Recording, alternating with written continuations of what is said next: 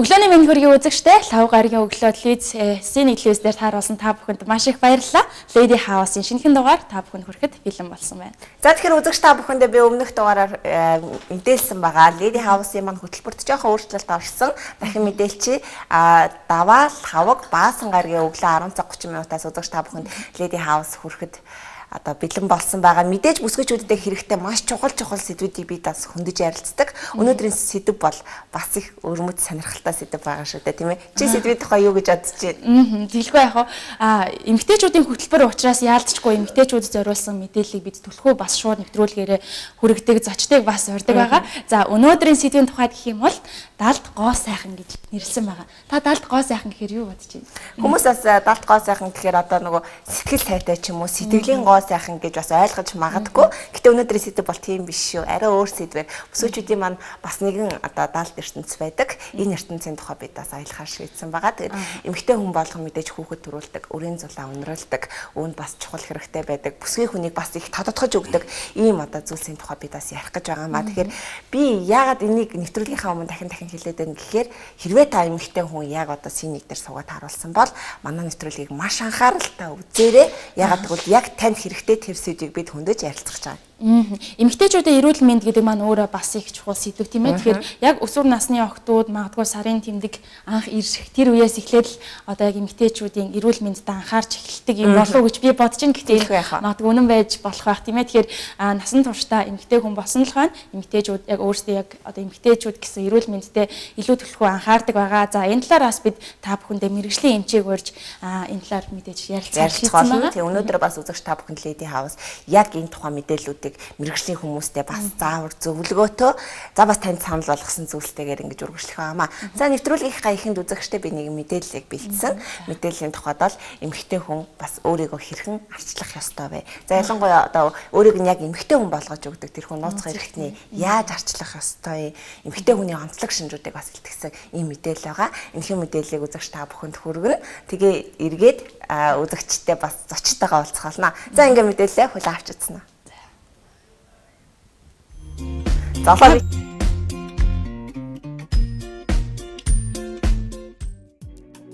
Бүсгүй та нууц хэрэгтний хэр сайн мэдэх вэ?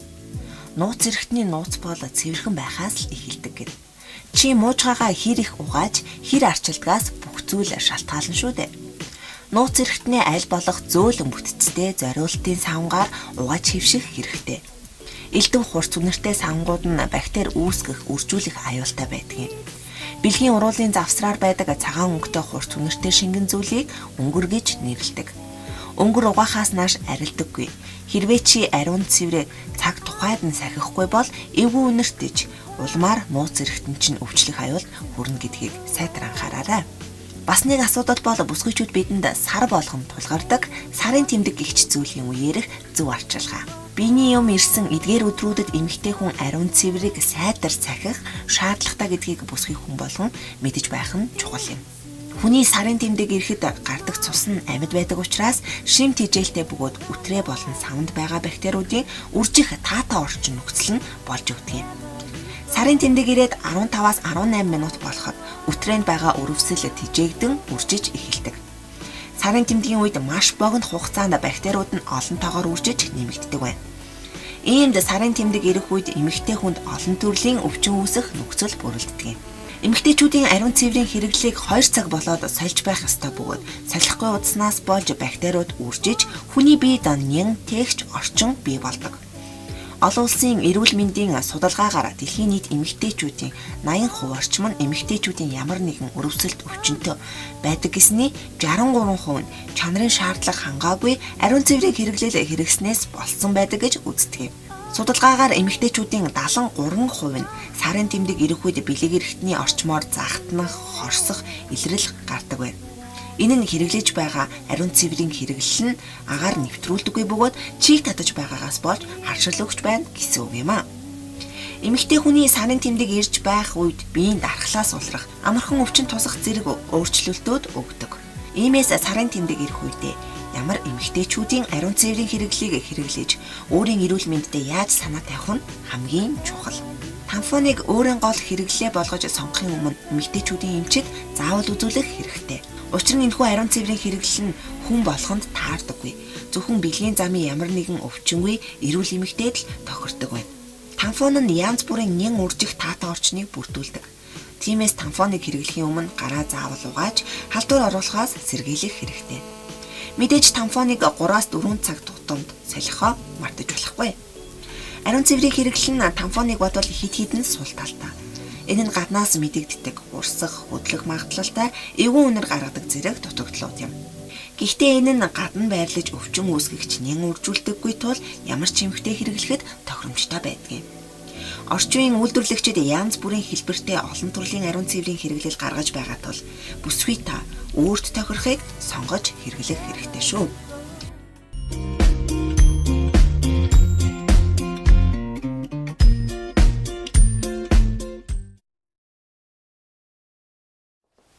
За үзэгчд бүсгүйчүүдэд маань мэддэг юм шиг хэрнээ мэдхэд илүүдэхгүй юм мэдээллийг хүргэсэн болов гэж би бодож байна. Сонсоход их энгийн юм шиг хэрнээ тийм ээ анзаарч явах ёстой, байнга бас анхаарлаа хандуулж явах ёстой ийм зүйлсийн тухай бид бас ярилцж байгаа. Тэгээд өнөөдрийнхээ сэдвийг үзэгчдэд дахин сануулъя. Өнөөдрийн сэдв бол далд гоо сайхан. Тэгэлгүй яах вэ? Тийм учраас бид өнөөдөр яг энэ далд гоо сайхан гэдэг сэдвээр бид хоёртай хамт ярилцах хоёр зочныгаа бас үзэгчдэд танилцуулмаар байна. Энэ өдрийн мэнд хүргэе. Сайн байна. Та бүхэн манаас өөрсдөө тийм ээ үзэгчтэй өөрийгөө танилцуулах юм зүйтэй болоо гэж бодож байна. За. Эмчээс. За, юуны өмнө танаа телевизийг үзэж сууж байгаа телевиз үзэгч та бүхний өглөөний мэндийг хүргэе. За, миний нэрийг Мөнх Цэцэг гэдэг би анагаах ухааны доктор. Анагаах ухааны үндэсний их сургуулийн их барих эмэгтэй чиглэлийн техникт багшилдаг. За, манай дараагийн цэцэг үр зах гэдэг би Говь баян хэлтэ хувьцат компани гадаад харилцаа эрхэлсэн төлөөлөгч. За тэгээ дан бүсгүйчүүд манай өнөөдөр манай нэвтрүүлэгт цугласан байгаа мэрэгжлийн эмчинч байгаа. За бас огт зүйлсийг мэдэхгүй бид хоёр хүртэл эндээс одоо үзэгчдийн төлөөлөлд болоод нэгсэн дасгаж байгаа юм л да. Тэгээд эмэгтэй хүний эрүүл мэнд тэр тусмаа яг бэлэг эрхтний эрүүл мэнд бол ялцчгүй маш чухал зүйл шүү дээ. Сая бас бид нар мэдээлэл хүргэсэн. Ер нь эмэгтэй хүн хэдийнээс эхлээд өөрийнхөө бэлэг эрхтэнд анхаарлаа хандуулж авах хэрэгтэй байдаг юм болоо. Эмчээсээ бас асуумаар байна л да. Охтууд маань одоо яг хэдэн настайгаас эхлээд ч юм уу те тодорхой шинж тэмдэг бас илэрх байх гэж би бодож байна. За ер нь бол эрүүл ихээс эрүүл хүүхэд төрнө. Энийг бол хүн болгон мэддэг. Тэгээ эрүүл ээжиж эрүүл хүүхэд төрүүлнэ. Яг бол одоо охтуудыг хэлж штэ охтууд хэдэн наснаас эхлээл одоо эндээ илүү их анхаарал тавих ёстой вэ гэж. Тэгэхээр эхийн хөвлөд боожж явах үеэсэл эхэлдэг. Энэ хөгжил бол яг гэх юм бол эрүүл ээжээс эрүүл хүүхэд төрж байгаа. Тэр эрүүл хүүхдэд бол одоо эмэгтэй хүний дотор эрхтэн те бэлэг эрхтний хөгжил бол хэвээ явж явах хэрэгтэй. Эндээс л эхэлдэг. Яа тэгвэл хүний хөгжил бол угаасаа ер нь одоо ганц эмэгтэй гэхгүй хүний хөгжил бол төрсөн цагаас эхлээл одоо өтөл нас болтол бол олон үе шатыг дамжиж явдаг. Тэгээ өнөөдөр бид нар бол эмэгтэйчүүдийн тухай ярих гэж байгаа учраас одоо энэ охтуудын одоо те одоо хөгжүүлэлтнийхаа тэр одоо эрүүл ахуйн яаж сахио гэдэг нь бол тэр хүний насны хөгжилтэй маш их хамааралтай байдаг. Жишээлх юм бол одоо хүүхэд ихэн хөвлөд эмэгтэй хүүхэд боож явах 5 сартаагаас эхлээл бэлэг эрхтэн бүрэн хөгжиж хүслээ олдог. Тэр байтал ихэн хөвлөд байгаа эмэгтэй ураг бол өндгийн эс боловсрч эхэлдэг, үр тогтох чадвартай. Өндгийн эсүүд бол хэмжээтэйгээ боловсрч эхэлж идэг. За тэгэл ер нь эхээс төрсний дараа дүнж няраа үе байна. Одоо жишээлх юм бол няраа үед бол охтуудад бол эхийн одоо тэр дааврын онцлогтой холбоотой жишээлбэл эстроген дааврын одоо ихэд их одоо илүүдэлтэй холбоотойгоор бол охтын хөхөнд томордог. Тэрнээс нь одоо цуслаг ялгацс гардаг. Ээж аав нарын их санаа зовж айдаг. Тэгэхээр энэ бас л нэг хөгжлийн онцлог. За хоёрдугаарт нь бол хүүхэд няраа үеэс гараад хүүхэд үе бол 8 нас хүртэл үргэлжилдэг. За 8 нас үргэлжилж байгаа энэ үе бол хамгийн тайван үе. Гэхдээ бол бид нар бол их сайн мэдж байгаа шүү дээ. Охтуудад ээж нар маш их дагуулад явж идэг. 3 4 5 та охтуудад одоо ингээл нөт бэлэг эрхтнээ нулаагаад байна. Хорсоод байна, захтнаад байна гэж эмчид хандаад явж идэг. Цагаан амих гараад байна. Тэгээ энэ бас л онцлогтой. Яг гэх юм бол одоо хүүхэд бол нөтх одоо бэлэг бойжлт ороогүй байх үед бол хүний одоо өтрээ бол нөт эстроген даавар гэдэг юм нөлөө багтай байдаг учраас өөрийгөө хамгаалах чадваргүй байдаг. Өөрөөр хэлэх юм бол юу гэхээр өтрийн дотор бол одоо нөхөрчөө нас үеийн төрсэн хүмүүсийн өдрөө бол зайлшгүй заавал өөрийгөө бол эмчилгээ хийх шаардлагагүй өөрийгөө цэвэршүүлж идэг хэрэгтэй. За тэрэн дотор нь юу байдаг гэхээр одоо сүн хүчлийн бактериуд маш их хэмжээтэй байдаг. А энэ сүн хүчлийн бактери бол эмэгтэй хүний өндөвчнөөс ялгарч байгаа даавартай холбоотой байдаг байхгүй. А гэтэл охтод одоо нөх хүүхэд одоо бэлгийн боожлт ороогүй байгаа 8 хүртэлх насны охтод чинь бэлгийн даавар ялгардаггүй учраас өдрийн орчин өөрөө одоо шүлтлэг биш шүлтлэг орчинтой байдаг. Одоо бид нар насан турш хүмүүс бол нэг 3.5-аас 4 орчим өдрийн орчин тийм хүчиллэгдүү байдаг. Энэ хүчиллэг орчин чинь хүний гаднаас орж иж байгаа микробыг өөрөө устгаад тэгээд цэвэршүүлж идэг байдал огт чинь 7 буюу шүлтлэг орчинтой. Тэнд бол тийм сүүгчлийн бактериуд байдаг учраас гаднаас орж иж байгаа ням бактерийг устгах чадваргүй байдаг тийм. Энэ бол бас л нэг физиологийн онцлог.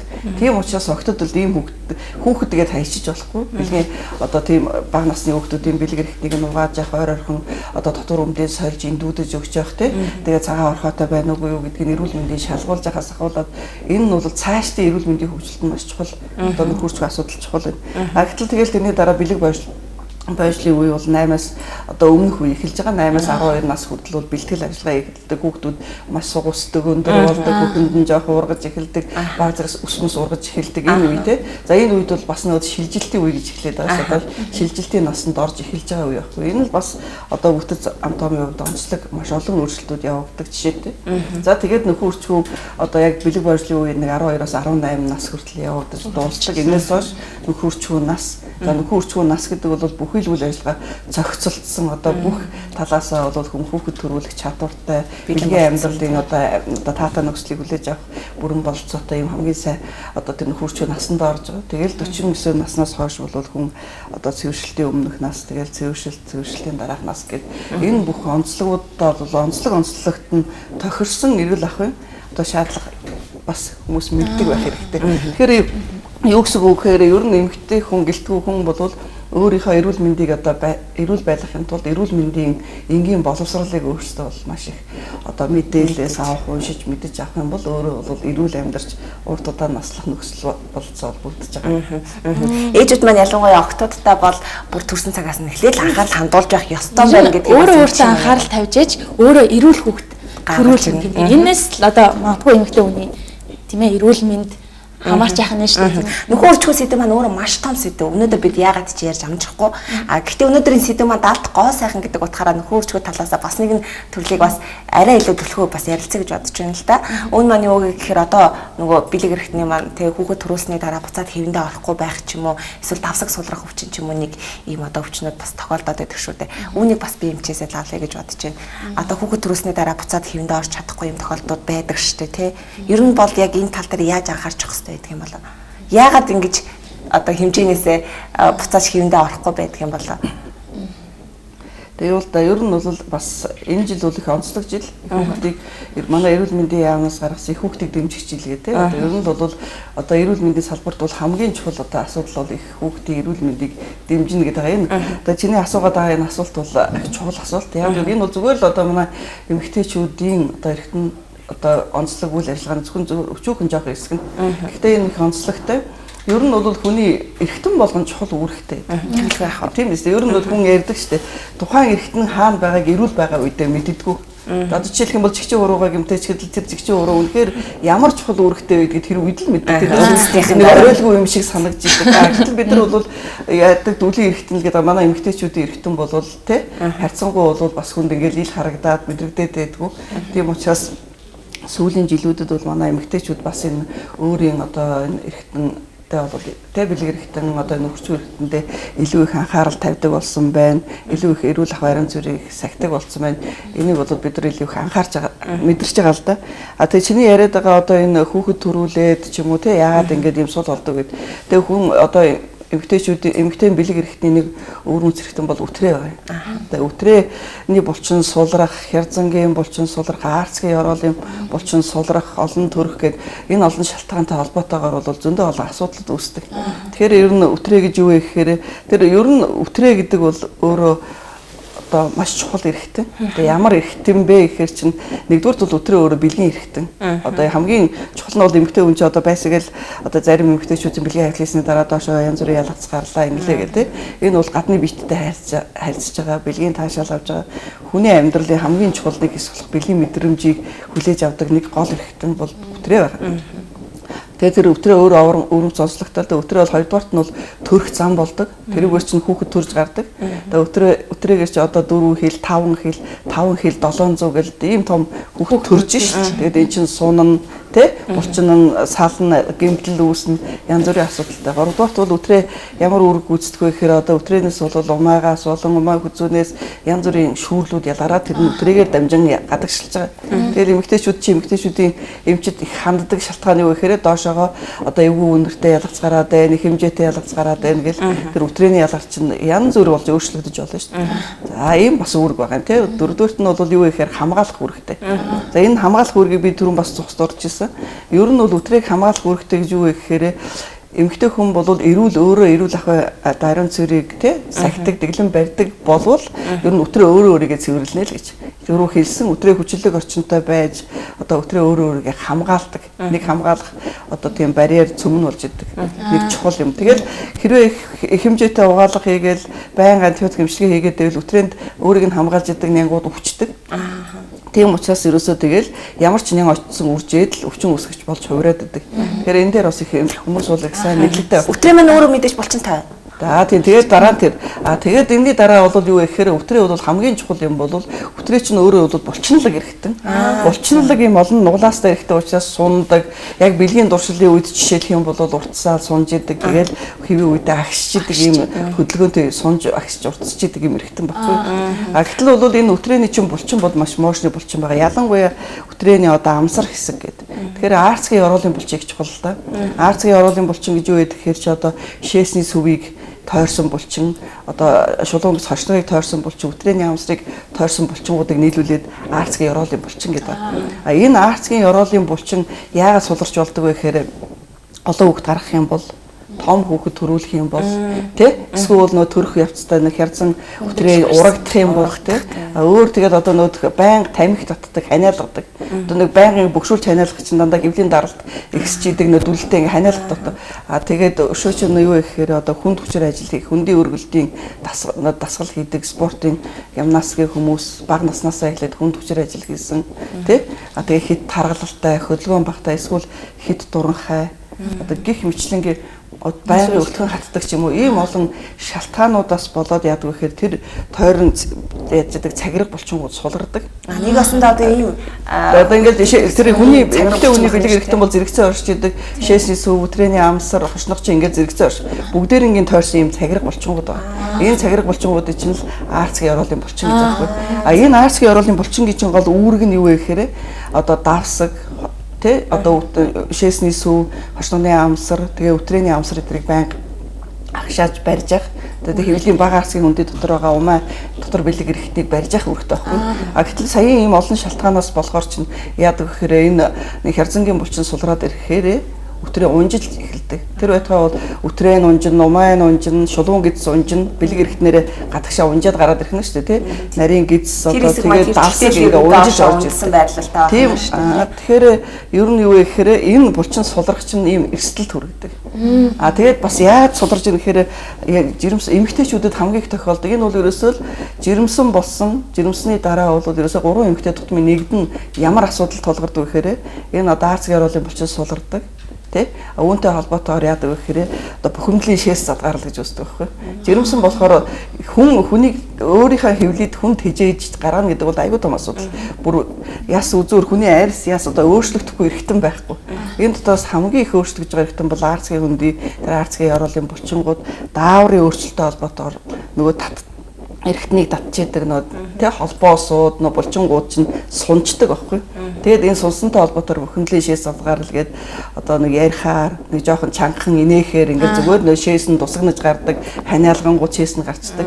Ийм байдлыг бол нөө бухимдлийн шээс задгаал гэдэг. За тэгээд эмчээ үргэлжлүүлээд хэдхэн орны дараа бас яриа үргэлжлүүлээ. Энэ булчин сулрах. Сая бас эмчийнхээ яриан дээр би бас ингэж бодож байна л да. Шээс задгарах хүчин гэдэгс энэ бол эмэгтэй хүн бол ялангуяа жоохон нас ахаад ирэхээр маш их тулгамддаг тий. Тэгэхээр яг энэ шээс дарга хүчний тухай би бас нэг мэдээлэл бэлдсэн. Энийг бас үзэгчтэй хүргэчихье. Тэгээд үзэгчд маань бас энэ хүү мэдээллийг үзчихэд эргээд бас студидтэй дараагийнхаа сэдвийн тухай бас ярилцъя гэж бодож байна. За тий.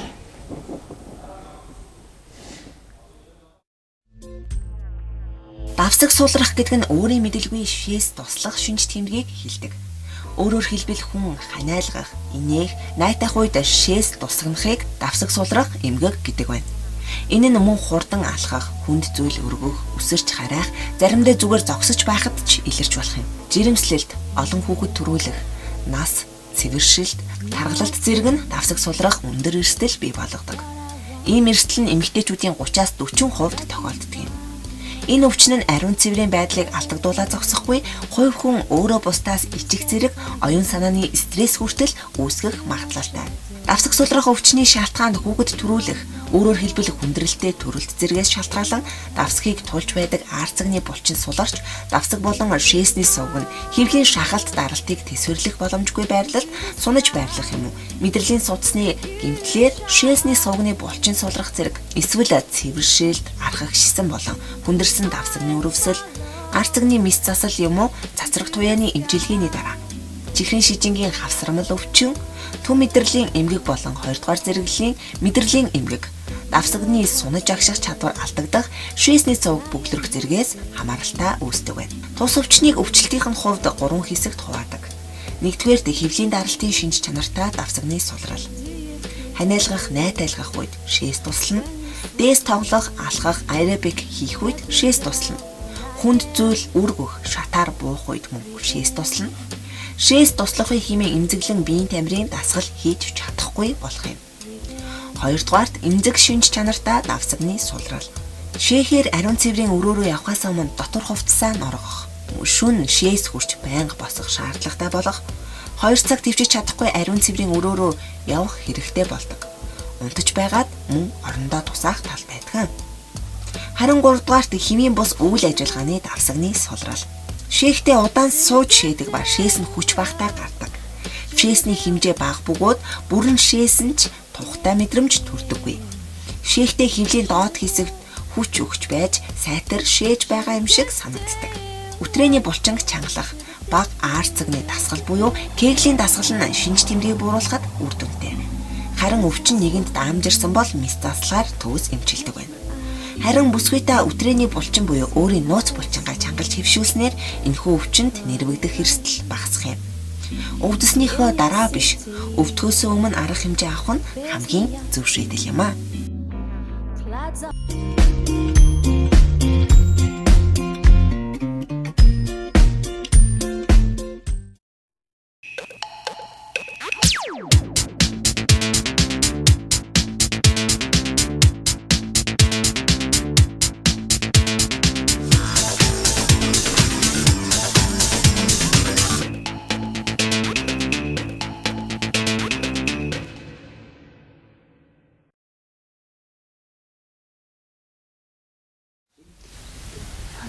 За тэгэхээр эмэгтэйчүүд маань жоохон жин нэмэх юм бол магадгүй турна гэж дасгал хөдөлгөөн хийдэг. Нүүрэн дээр юм гарах юм бол шууд л арчилгаа одоо хийгээл нүүрээ гоёлох хичээдэг. Нүүрний яг нүүрний булчин хүртэл чангалдаг дасгал гараад ирчихсэн байдаг шүү дээ. Гэхдээ ингэж одоо ил байгаа хэсгээ хөгжүүлж, ил байгаа хэсэгтээ илүү анхаарал тавьдаг ч гэсэн эмэгтэйчүүдийн одоо бэлэг эргэтэн, нууц эргэтнээ бас давхар арчилж явах шаардлагатай байна. Ялангуяа сайн хэмжээрэс нэг цаграг булчингаа бас байнга чангалж явах бол асуудал бас үүсгэн. Шээс цад гарах өвчин ч нэрвэгдэх магадaltaй өшөө одоо маш олон асуудлууд бас байна шүү дээ.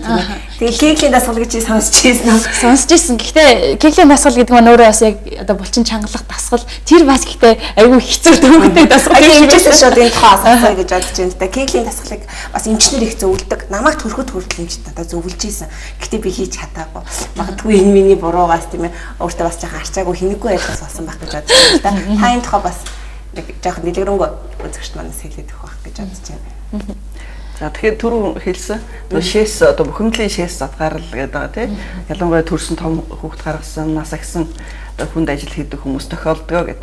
Тэгэхээр ер нь бол энэ шээс задгаарл энэ булчин өтрээний одоо Азийн оролын булчингийн сулралыг чангалах нь одоо чангалахын ямар ач холбогдолтой түрүү хэлсэн шүү дээ. Тэгэхээр энэ хамгийн гол нь юу вэ гэхээр энийг чангалахын тулд нэгдүгээр урьдчилан сэргийлэх зорилгоор чангалж явах хэрэгтэй. Хоёрдугаарт нь бол одоо яг тэр жоохон унжилт үүсээд байгаа хязган нурагдсан ч юм уу те сулрал үүссэн байгаа хүмүүс одоо хүндрэхээсээ сэргийж эмчилгээний зорилгоор ингээд эмчлэх хэрэгтэй байдаг. Тэгээ ер нь бол нийт эмэгтэйчүүдийн дунд бол ялангуяа хүүхд гаргасан эмэгтэйчүүдийн 20-30% нь бол энэ бухимдлын шээс задгаалтай болдог. Ялангуяа дөнгөж төрсний дараа бол одоо эхний 6 сарын дотор тэгээ эхний 6 сараас хойш байнгын юм байдал гарах юм бол заавал эмчт үзүүлэх шаардлагатай болдог. Тэгээ төрөөгөө огт ч гэсэн 2% нэм тохиолдол байдаг. Тэр чинь ажил хөдөлмөр дасгал хөдөлгөөн зөндөө олон юмнаас хамаарсан шүү дээ. Тэгэхээр энийг бол эмчилдэг ер нь хоёр урсан сэргийлдэг хоёр л арга байгаа. Эхний арга нь бол юу вэ гэхээр л дасгал хөдөлгөөн, тэгээ өтгөн хаталтаас сэргийлсэн хоолонд хөнгөн одоо төшөөрөөр буулгах усан сэлэлт мэлгээл зөндөө олон дасгал хөдөлгөөн, аминдын баялаг, хоол ижил гэхэд ганцхан зөвөр нэг кеглийн дасгалаар бүгдийг болгочихно гэж бас бодож болохгүй л дээ.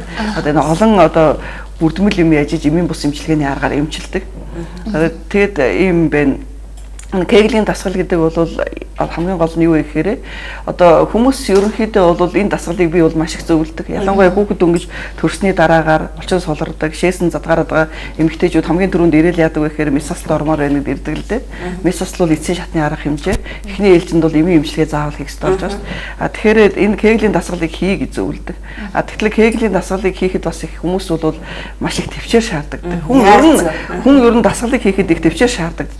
Зөв яг тогтмол хийнэ гэдэг бол одоо тэрэнд ингээл өдөр тий одоо явж явахдаа алхаж явахдаа одоо юмтэй юм ярьж явахдаа сууж явахдаа дэлгүүртээ очирлж явахдаа ч байдаг юм ингээл бүхий л цагт л одоо эндээ анхаарал тавихаар хүний оюун ухаан чинь бас тэрлүүгээ чиглэж анхаарал ингээд сэтгэлийн үед бас байг тэрийг хийн гэдэг ч жоох стресстэй тий одоо сүүлийн үед ер нь технологи хөгжсөн байна. Тэгээ хөгжөхөөр яах вэ гэхээр хүн ингээд хийхэд залхуутай хийж төвчж чаддгүй төвчээр нь хүрдгүү юм чинь одоо технологиор гаргаад өгсөн шүү дээ. Хүн гэртээ гадаа гараад гүү эрүүл мэндэд сайн гүү гэдэг харгуу чадахгүй бол гүйлтийн зам нь гэрт нь байж байна. Одоо дасгал хий булчингаа чангал хийж чадахгүй болохоор дасгал хийдэг юм зүүчил дасгалаа хийгээд байгаа тайлбар.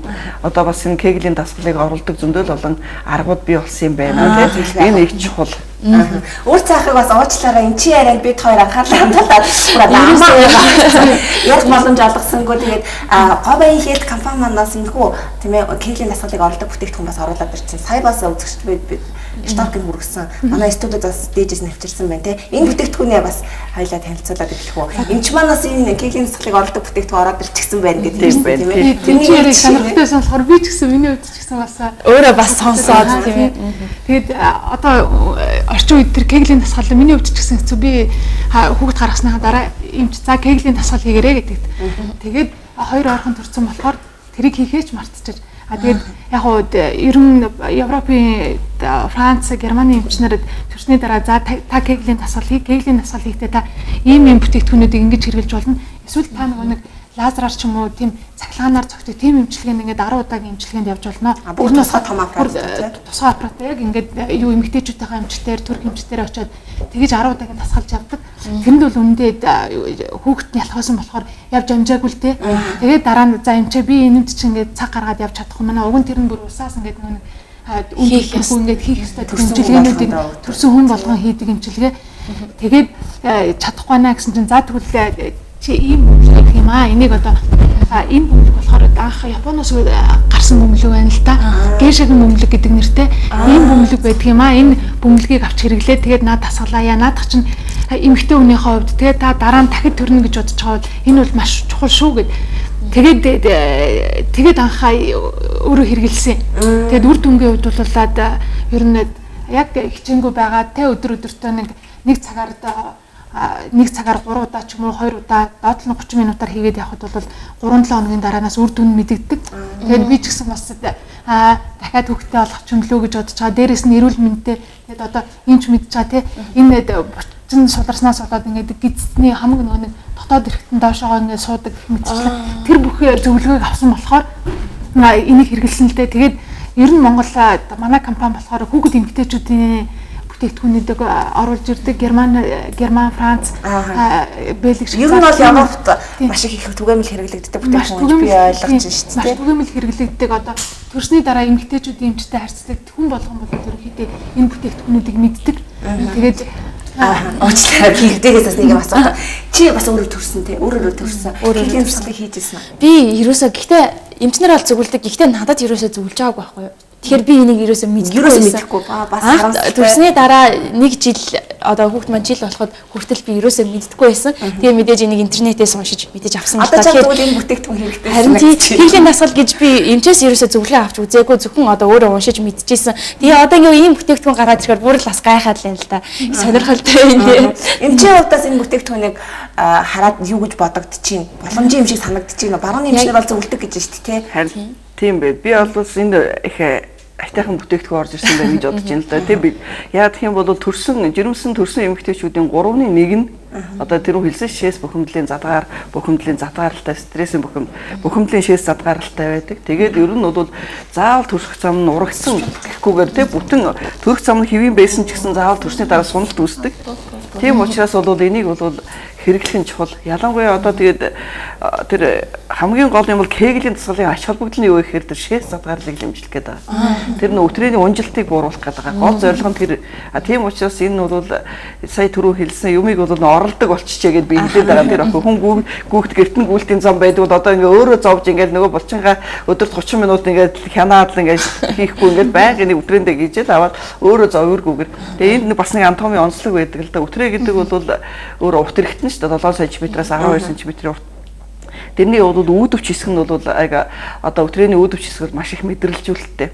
Тэр бол бэлгийн дуршлаг их мэдрэг. Яг цаашаа гүн рүүгээ ороод ирэхээр өтрээ их мэдрэлжүүлэлт багтаа нэг 14% нь бол их мэдрэг одоо бэлгийн дуршлагаас ойрох авдаг. Эмэгтэйчүүд чи ерөнхийдөө бас яг бэлгийн ханалт бол их муу мэдрэгдэг гэдэг. Гэтэл заримдаа тийм учраас хүмүүс яадаг өтрээндээ таампкс гэдэг. Таампкс чинь ингээд цусаар дүүрсэн байсан ч өөрт мэдрэмжгүй. Тэрнээс хэрвээ өтрээ мэдрэмжтэй байдаг бол өтрээ рүүгээ ямар нэг юм шургуулчаад өвдөөд хүн суугаад ингээд яваад авах боломжгүй.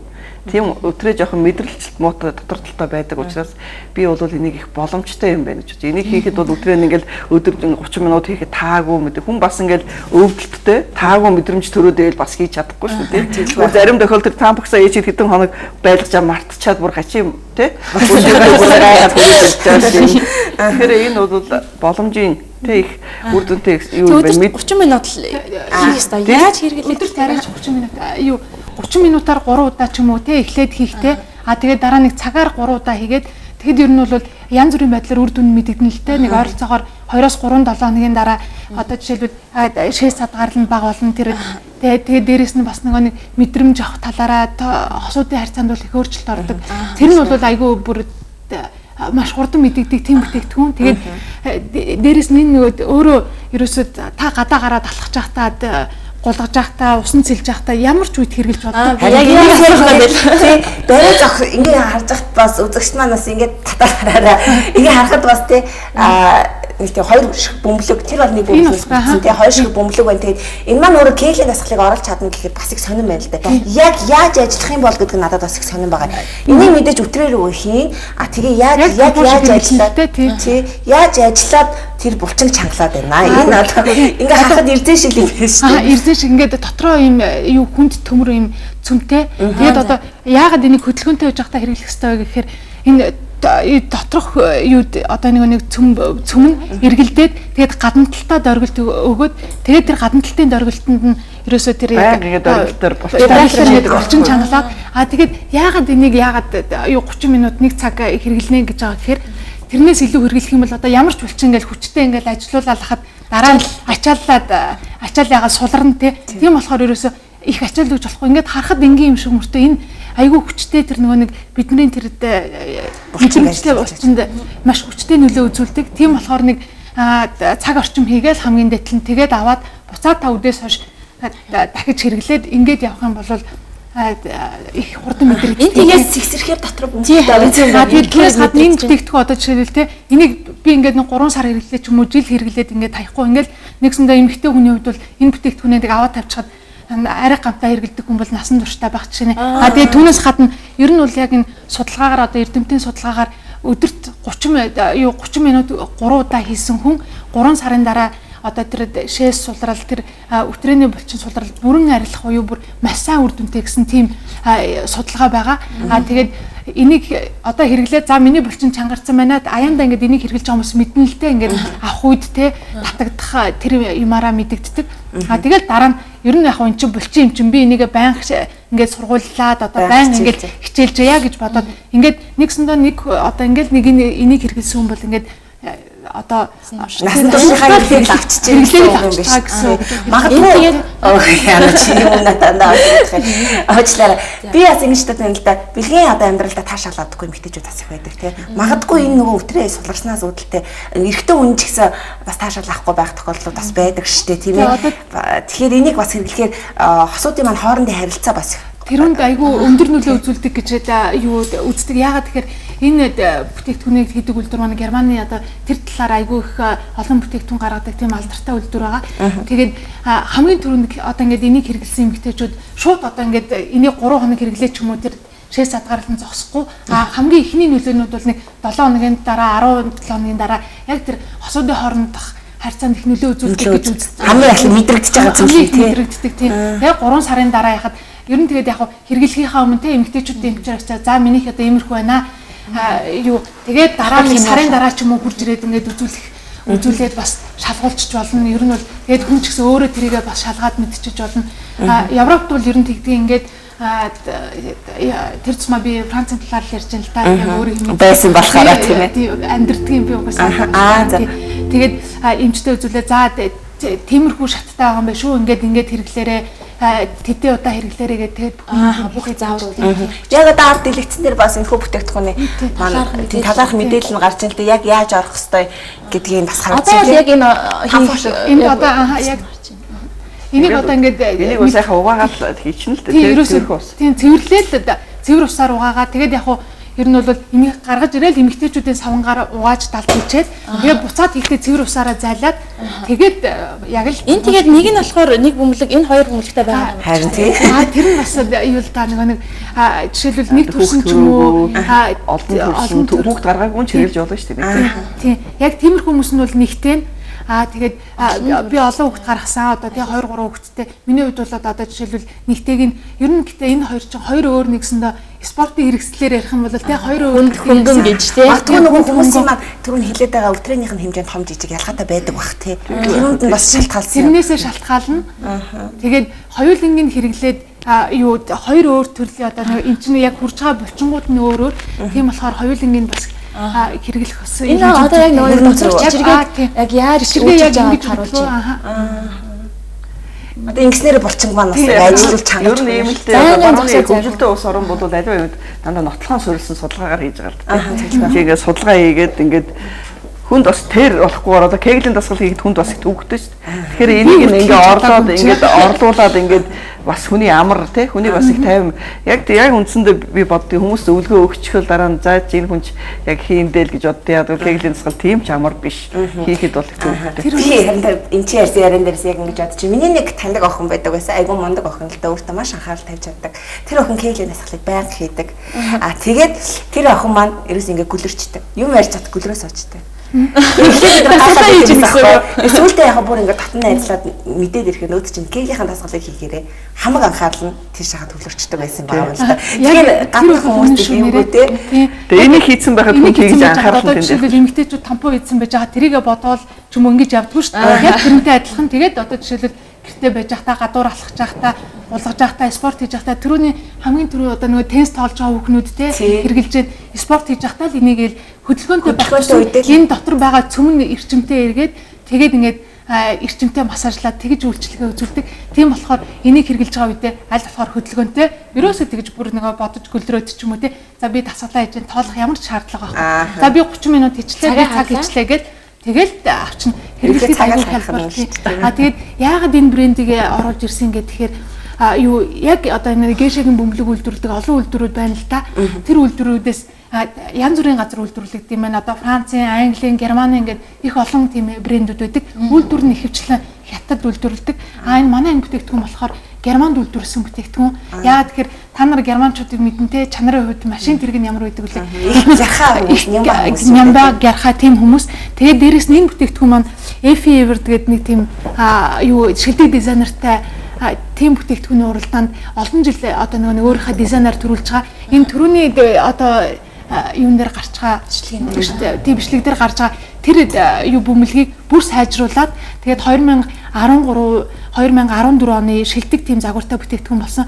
Энэ загвартай бүтээгдэхүүн тэр уралдаанд юу төрүүлдэг гэхээр одоо жишээлбэл хамгийн гоё компьютер хүнд хэрэглэхэд амар хамгийн сайхан машин тэрнээс бол зүгээр ингээд гаднаас нь хараад эн чинь гой хөөрхөнд бүтээгдэхүүн байна загвартай юм байна гэхгүй. Хэрэглээд ямар хамгийн сайн нийцсэн хамгийн сайн ямар уу гэдгийг шалгаруулдаг. Тэгээд энэ бүтээгдэхүүний одоо нэг материал нь болохоор эмчилгээний зорилттой маш сайн силикон.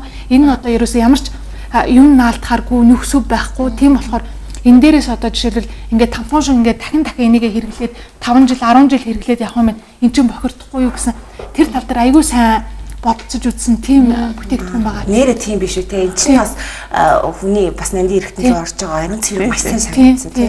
Тэгэхээр нөгөө энэ тийм савнгаар байгаа тий. Одоо ер нь юу энийг одоо зүгээр сайхан савндаа дугаасан ч зүгээр ингэж юу яагаад зүгээр цэвэр усаар угаах болно гэж байгаа. Яагаад тэгэхээр өөртөө энэ материалыг юм наалтахгүй ямар ч тийм юугүй гэдгийг орчин бүрдэхгүй гэдгийг мэдчихэж байгаа болохоор ерөөсөө л цэвэр усаар угаа гэж байгаа.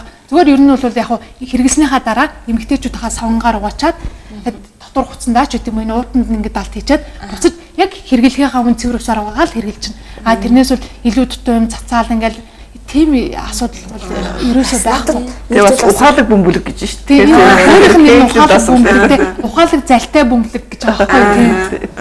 Надад бас нэг зүйл санагдаж байна л да. Төрхөөс өмнө эмэгтэйчүүд кеглийн дасгал сайн гэвэл төрхөд хүндрэл маш бага учирдаг гэж яригдаг. Тэр нэг урагдалт төрх явцнаас хүндрэл нь бага байдаг гэсэн.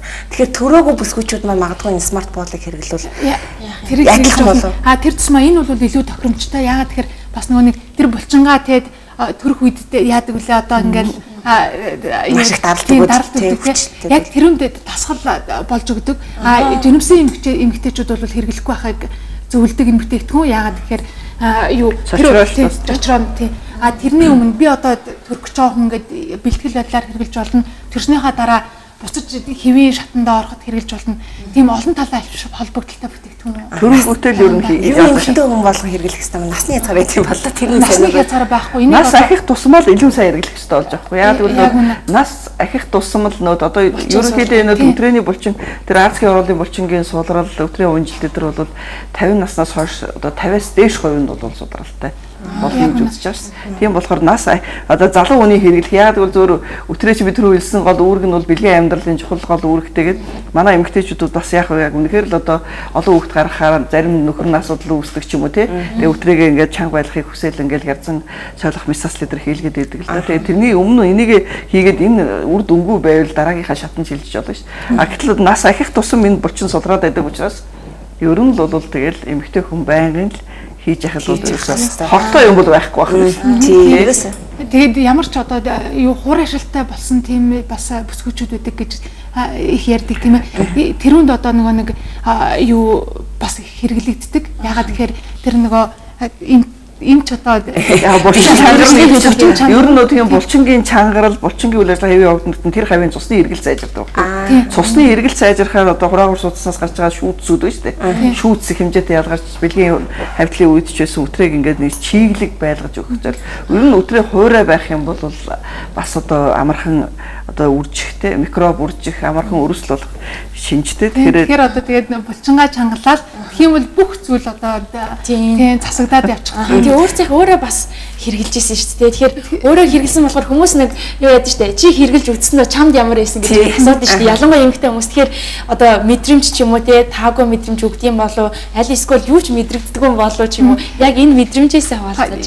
Одоо яг ингээд би эхлээд нэгтэйг нь хоёуланг нь хэрэгэлдэг л дээ. Ер нь энэ чинь яг хоёр өөр маягийн гэдэг жаа. Эхлээд нэгтэйг нь анх энэ нэгтэй нь болохоор 100% эмэгтэйчүүдэд тохирдог. Бүх эмэгтэйчүүдэд тохирдог. Хоёртой нь болохоор 90% эмэгтэйчүүд тохирдог гэдэг юм бэлээ. Тэгээд миний хувьд бол эхлээд нэгтэйгээ хэрэглээ, дараа нь хоёртойгоо хэрэгэлсэн. Тэгээд үр дүнгийн хувьд би за одоо эмч зөвлөж байгаа юм чи одоо хэрэглэхгүй болохгүй гэд бодоод хэрэгжилж эхэлсэн. Тэгээд янз бүрийн байдлаар эхлээл тэгээд хосуудын хоорондох харьцаанд ер нь мэдэгдээд өөрт хүртэл мэдэгдээд ингээд явц суртаа инээ чанахтаа одоо тэр тал дээр ч гэсэн мэдэгдээд тэгээд 3-7 хоногийн дараа бол эрс үрт үр дүн мэдэгдээ. Тэгээд яг нөгөө нэг Франц найз хүүхнүүдтэйгээ яриад за чи яасан тэгээд чи ямрыг хэрэгэлсэн гэдэг эн чи одоо олон янзын байдаг гэж хэлсэн тийм ямрыг хэрэгэлсэн гэдэг тэгээд ерөөсөд энэ хамгийн сайн байдаг юм байна. Минийх болохоор ингэж нөлөөлсөн гэдэг тэгдэг. Ер нь бол нэг уухгүй байх хэрэгтэй. Хамгийн гол нь уухгүй байх хэрэгтэй. Тэр дасгалыг уухгүй байх ёстой шиг энэ бүтээгдэхүүнээ та өдөрт 2 удаа ч юм уу 3 удаа 30 минутаар ч юм уу цагаар ингээд ууггүй хийгээл тэгэх юм бол ер нь 14 хоног 21 хоногийн дараанаас шууд дүн бол өгч эхэлдэг. Тэгээд 3 сарын дараа бол ер нь бүрэн засардаг гэсэн тийм эрдэмтдийн тийм мэдээл одоо судалгаа байгаа байхгүй тийм. Би өөр цах баярлаа гэж хэлье. Яагаад тэгэхээр бүтээгдэхүүн надад маш их таалагдж байна. Чамд ч бас таалагдж байгаа гэдэг итгэлтэй нийт үзэгчид эмэгтэйчүүд надаас таалагдж байгаа. Тэгээ энэ бүтээгдэхүүнийг хаа байсан Францад хэрэгжилж үзээд хэрэгтэй байна гэдгийг ойлгоод Монголд оруулж ирж байгаагийнх нь хувьдаас тэгээд манай компани ер нь хүүхэд эмэгтэйчүүдийн эрүүл мэндийн талд их анхаарч ажилладаг. Тэгээд чанартай сайн бүтээгдэхүүн эмэгтэй хүнд хэрэгтэй, хүүхдэд нь хэрэгтэй нэг ч гэсэн тийм юм байвал оруулаад ирсэн бидний зорилго тийм байгаа. Бас нэг хүчүүд манаас худалдаж авч хэрэглэхийнсэн гэсэн бодол хүсэл төрж байгаа. Хагууд яаж худалдаалж байгаа юм бол те одоо бас 2-3 төрөл хайрцаг янзтай л байх шиг байна. Ямар байдаг юм бол энэ тухайнаас нэг хэлэх. Бас үүн дээр нэмээд хэлэхэд яг нэг бүтээгдэхүүнийг худалдаж авахдаа өөрөө бас хэрэглэл одоо би хэрэглэх шаардлагатай, алийг хэрэглэх шаардлагатай вэ гэд энэ ч бас үзүүлэх хэрэгтэй юм байна. Тийм хэрэглэхийн өмнө одоо нэг тампоныг хэрэглэхэд те хүн эрүүл байх хэрэгтэй гэдэг шиг те ерөөсөө ямар ч өвчнгүй одоо өрөвсөл тэр тийм юмгүй байгаад хэрэглэх ёстой. Тэрэн дээр бол аюу сайн анхаарах хэрэгтэй. Тийм болохоор ер нь эмэгтэйчүүдийн амч дээр очиод зөвлөгөө аваад тэгээд хэрэглэх нь бол ер нь бол гэтээ хүн өөрийгөө за би нэг мөөгөнцөртэй болцсон байна да би өрөвсөлтэй байна гэдгээ ерөнхийдөө мэддэг те. Тэгээд би тийм асуудал байхгүй гэд яг тийм тохиолдолд хэрэглэх хэрэгтэй л гэж. Тэрнээс бол өөр бусад тийм янз бүрийн одоо шаардлага ч юм уу өөр тийм нөхцөлд их ёстой гэсэн тийм ерөндөг спираль тавилсан мэс гэж хэлж болно тэрэн дээр ямар ч асуудал байхгүй би өөрөө юутай ерөнхийдөө тэгээд юу хэрэгжилж хэлсэн тэрэн дээр бол асуудал байхгүй тийм гол нь эмчид үзүүлээд өөрийгөө эрүүл гэж мэдсэн тохиолдолд энийг хэрэглэхэд одоо юм байхгүй ерөөсөө ингэ эмэгтэй үнцэнд хэлсэн ч түрүүн жирэмсэл төрсний дараа бол зүгээр бүх эмэгтэйчүүдийн 3/1 гэж байгаа. Тэгээд тэгэхээр чин баг тэрнээс илүү хувь нь шээс задгаралт болдог байхгүй. Урагдлгүйгээр. Тэгэхээр тэрийг бол энэ францчууд бас их сайхан юм байна. Одоо би бас ер нь бол бас цаашдаа сургалтанд тааж хэлий одоо эмч нартаа ярих гэж бодож байна. Бид нар бол яг ингээд төрөөд гарахт нь бол одоо өтрээний булчин чинь сулардаг шүү, ингээ шээс чинь задгаардаг шүү. Энэндээ илүү анхаараа гэдэг зөвлөгөөг арай дутмаг өгдөг юм байна. Ер нь бага өгдөг ба шүү. Тэгэхээр эдгээр чинь ингээд төрөнгүүт нь одоо тэр урагдлалтаач урагдлах төрсөн хүн болгоныг заавал одоо тэр лазер эмчилгээ ч юм уу те хэрвээ тэрийгэ хийж чадахгүй бол энэ кеглийн дасгал хийгээрээ кеглийн дасгал хийж чадахгүй ийм хэрэглээрээ гэд тэгэхээр энэ чинь бас хүний эрүүл мэнд яа тэгвэл одоо эмэгтэйчүүдийн эмч нарт бол зөндөө хүмүүс ирж үзүүлж байна. Дандаа л ханиалгаа хаар шээс гоожоод байна. Энийхээр шээсэн тусагнаад байна. Энэ л айгуу том асуудал байна.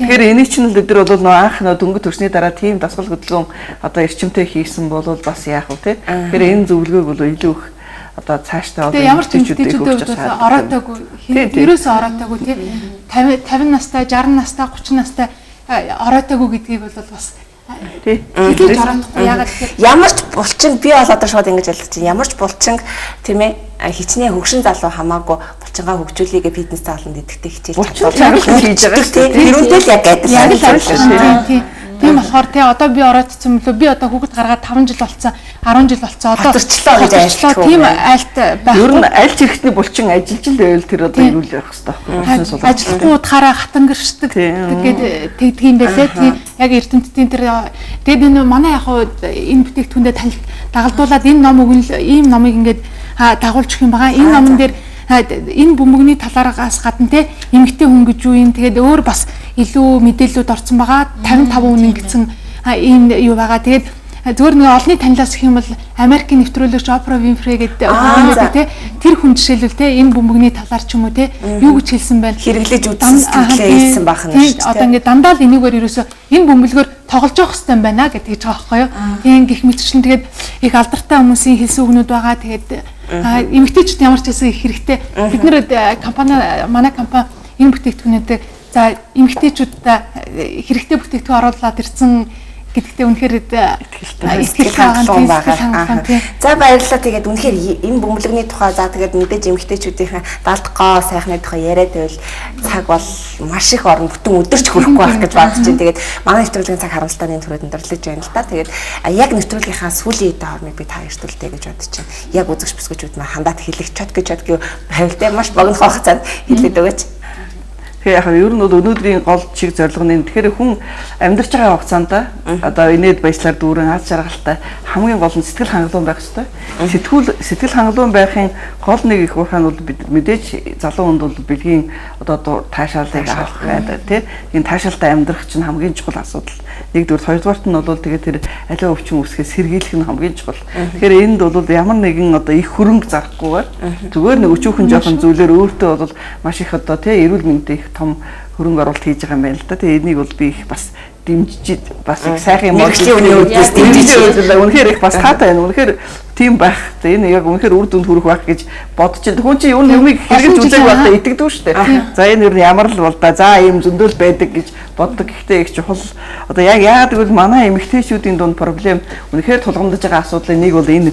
Тэгээ энд бас одоо чухал юм оруулж ирсэн. Манай компанид баярлалаа. За энэ бүтээгдэхүүнүүдийг ингээд хараа за хаанаас ахамлаа гэж бодож байгаа бас тэрийг хаягаа хэлчихье тий.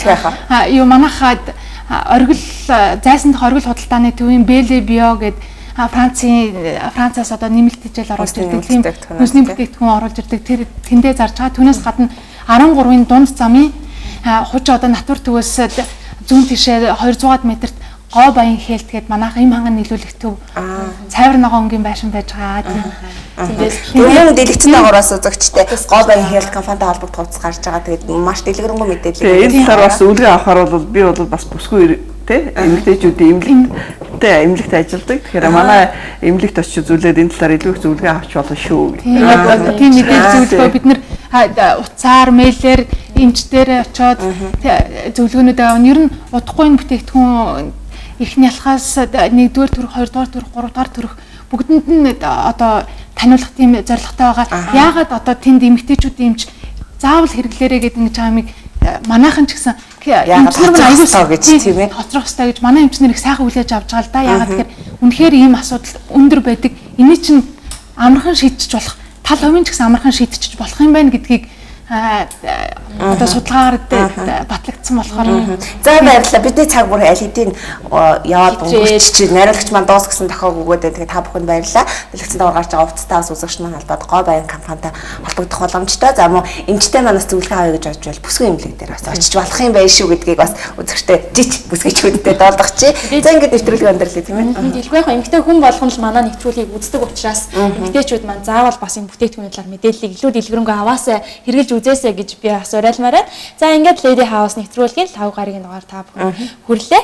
За дараагийн дугаар маань ирэх баасан гарагт та бүхэндээ шууд нэвтрүүлгээр бас илүү сонирхолтой сэдвээр хүрэх байна. За ингээд нэвтрүүлгийнхаа төгсгөлд үзэгч та бүхэндээ түрүүн Опрагийн хэлсэн үгээр дуусгахыг гэж бодож байна. Эмэгтэй хүн болгон бүсгүйчүүдээ бүгдээрээ смарт бол буюу ухаалаг болоор тоглоцгоё. За баярлалаа.